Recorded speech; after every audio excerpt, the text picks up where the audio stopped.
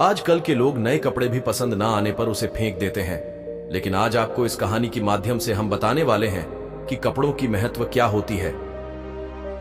आइए बुद्ध की वाणी से सुनते हैं, लेकिन उससे पहले आप लोग चैनल को सब्सक्राइब और वीडियो को लाइक, साथ ही दोस्तों में शेयर जरूर करें। भगवान बुद्ध का एक अनुयायी ने कहा, प्रभु, मुझे आपसे एक निवेदन करना है। भगवान बुद्ध अपने शिष्य से बोले, हाँ बताओ, क्या कहना है। अनुयायी कहते हैं, मेरे वस्त्र पुराने हो चुके हैं, अब ये पहनने लायक नहीं रहे, कृपया मुझे नए वस्त्र देने का कष्ट करें। बुद्ध ने अनुयायी के वस्त्र देखे। वे सचमुच बिल्कुल जीर्ण हो चुके थे और जगह जगह से घिस चुके थे। इसलिए उन्होंने एक अन्य अनुयायी को नए वस्त्र देने का आदेश दे दिए। कुछ दिनों बाद बुद्ध अनुयायी के घर पहुंचे। बुद्ध ने पूछा, क्या तुम अपने नए वस्त्रों में आराम से हो? तुम्हें और कुछ तो नहीं चाहिए? अनुयायी ने कहा, धन्यवाद प्रभु, मैं इन वस्त्रों में बिल्कुल आराम से हूं और मुझे और कुछ नहीं चाहिए। बुद्ध, अब जबकि तुम्हारे पास नए वस्त्र हैं, तो तुमने पुराने वस्त्रों का क्या किया? अनुयायी ने कहा, मैं अब उसे ओढ़ने के लिए प्रयोग कर रहा हूं। बुद्ध, तो तुमने अपनी पुरानी ओढ़नी का क्या किया? अनुयायी, जी, मैंने उसे खिड़की पर पर्दे की जगह लगा दिया है। बुद्ध, तो क्या तुमने पुराने पर्दे फेंक दिए? अनुयायी, जी नहीं, मैंने उसके 4 टुकड़े किए और उनका प्रयोग रसोई में गर्म पतीलों को आग से उतारने के लिए कर रहा हूं। बुद्ध ने फिर पूछा, तो फिर रसोई के पुराने कपड़ों का क्या किया? अनुयायी, अब मैं उन्हें पोछा लगाने के लिए प्रयोग करूंगा। अनुयायी, प्रभु, वो अब इतना तार तार हो चुका था कि उसका कुछ नहीं किया जा सकता था, इसलिए मैंने उसका एक एक धागा अलग कर दिए और उन धागों से बातियां तैयार कर ली। उन्हीं में से एक कल रात आपके कक्ष में प्रकाशित था। बुद्ध अनुयायी से संतुष्ट हो गए। वो प्रसन्न थे कि उनका शिष्य वस्तुओं को बर्बाद नहीं करता और उसमें समझ है कि उनका उपयोग किस तरह से किया जा सकता है। मित्रों, आज जब प्राकृतिक संसाधन दिन प्रतिदिन कम होते जा रहे हैं, ऐसे में हमें भी कोशिश करनी चाहिए कि चीजों को बर्बाद ना करें और अपने छोटे छोटे प्रयत्नों से इस धरा को सुरक्षित बनाकर रखें। एक समय की बात है, गौतम बुद्ध का जन्म कपिलवस्तु नामक स्थान पर हुआ था। उनका पूरा नाम सिद्धार्थ था और वे शाक्य वंश के राजकुमार थे। गौतम के पिता का नाम शुद्धोधन था और माता का नाम माया था। गौतम के जन्म के समय एक ब्राह्मण ने कहा था कि वह एक दिन बड़े संत बनेंगे और संसार को उद्धार करेंगे। शुद्धोधन राजा ने तब से ही चाहा था कि गौतम एक शक्तिशाली राजा बनेंगे। गौतम का बचपन बहुत खास था। उन्हें सभी प्रकार की सुख शांति मिली थी। एक दिन जब गौतम थोड़े ही बड़े थे, उन्हें संगीत, नृत्य और अन्य विभिन्न प्रकार की कलाओं में प्रशिक्षण लेने का मौका मिला। हालांकि गौतम ने जल्दी ही महसूस किया कि सुख और आत्मसंतुष्टि का वास्तविक संबंध नहीं है। एक दिन गौतम ने अपने चौपाल में एक बूंदे की ओट में जीवन की अनित्यता और मृत्यु की अवधारणा को गहराई से समझा। उन्होंने यह महसूस किया कि संसार के यह सुख दुख सभी अनित्य हैं और इसका अतीत नहीं रहता। गौतम ने उद्दीपना को प्राप्त कर लिया और अपने शांत बुद्धि के साथ अपने पुराने जीवन को छोड़ दिया। वह वनवास के बाद ध्यान और तपस्या में लग गए। एक दिन उन्हें बोधि वृक्ष के नीचे सत्य की प्राप्ति हुई और उन्हें बुद्ध बना दिया गया।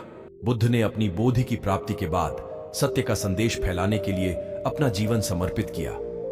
उन्होंने 4 आर्य सत्यों का प्रचार किया, जो है जन्म, जीवन का दुख, दुख का कारण और दुख से मुक्ति का मार्ग। इन सत्यों के आधार पर बुद्ध ने अपने अनुयायियों को मार्गदर्शन किया और उन्हें निर्वाण की प्राप्ति के लिए मार्गदर्शन किया। बुद्ध का उपदेश आज भी हमारे जीवन में महत्वपूर्ण है और उनकी कथाएं हमें सत्य और आत्मज्ञान की दिशा में मार्गदर्शन करती हैं। गौतम बुद्ध की जीवन कथा और उनकी मोटिवेशनल स्टोरी बहुत ही प्रेरणादायक है। गौतम बुद्ध, जिन्हें सिद्धार्थ भी कहा जाता है, ने अपने जीवन को साधना और सत्य की खोज में समर्थन किया। उनकी कहानी से हमें अनेक मोटिवेशनल सीखें मिलती हैं। गौतम सुख और दुख का अनुभव। सिद्धार्थ का पहला अनुभव जीवन के सुख दुख का था।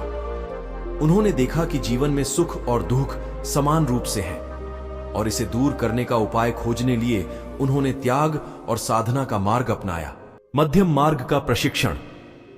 सिद्धार्थ ने अपने जीवन में अत्यंत उच्च आध्यात्मिक साधना और अत्यधिक भोग भंग से दूर रहने का तथा मध्यम मार्ग का अनुसरण करने का प्रशिक्षण पाया। निर्वाण की प्राप्ति की चाह। गौतम बुद्ध ने अपने जीवन में मोक्ष या निर्वाण की प्राप्ति की चाह रखी। उन्होंने देखा कि संसार में जीवन के प्रत्येक पहलुओं में दुख है और उसे दूर करने का उपाय आत्म साक्षात्कार और उच्च आत्मा की प्राप्ति में है। ध्यान और मेधा का मार्ग।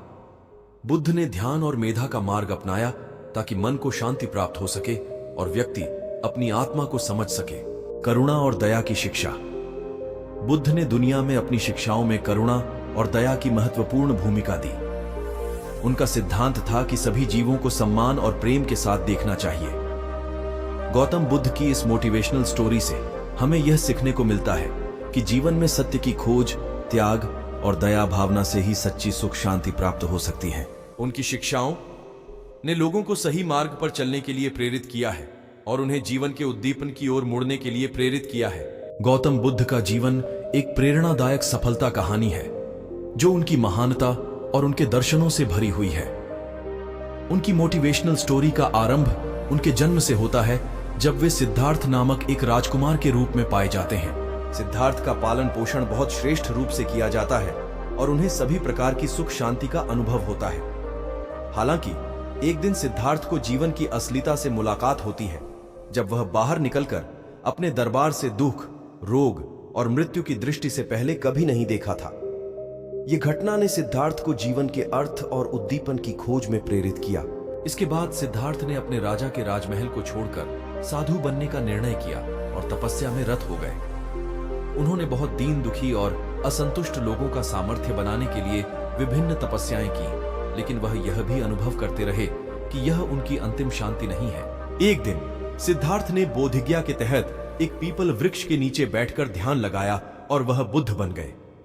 उन्होंने अपने आत्मा के समर्पण के माध्यम से अज्ञानता को हराया और निर्वाण का अनुभव किया।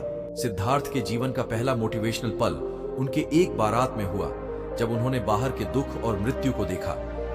इसने उनमें एक गहरा आघात डाला और उन्होंने विचार किया कि जीवन में सभी को यही दुखों का सामना करना है और ये सारी दुखों से मुक्ति प्राप्त करने का एक मार्ग ढूंढने की आवश्यकता है। एक दिन उन्होंने अपने पालकों और राजा दरबार को छोड़ दिया और तपस्या और ध्यान में लग गए। सिद्धार्थ की तपस्या ने उन्हें बोधि वृक्ष के नीच जगह बोध गए। सिद्धार्थ के तपस्या ने उन्हें एक अनोखा नाम दिया जिन्हें हम बुद्ध के नाम से जानते हैं। दोस्तों, ये मोटिवेशनल स्टोरी आपको पसंद आई तो वीडियो को लाइक, चैनल को सब्सक्राइब और दोस्तों में शेयर जरूर करें। साथ ही कमेंट्स में नमो बुद्धा जरूर लिखें। हम फिर मिलेंगे एक और नई कहानी के साथ। तब तक के लिए जय हिंद।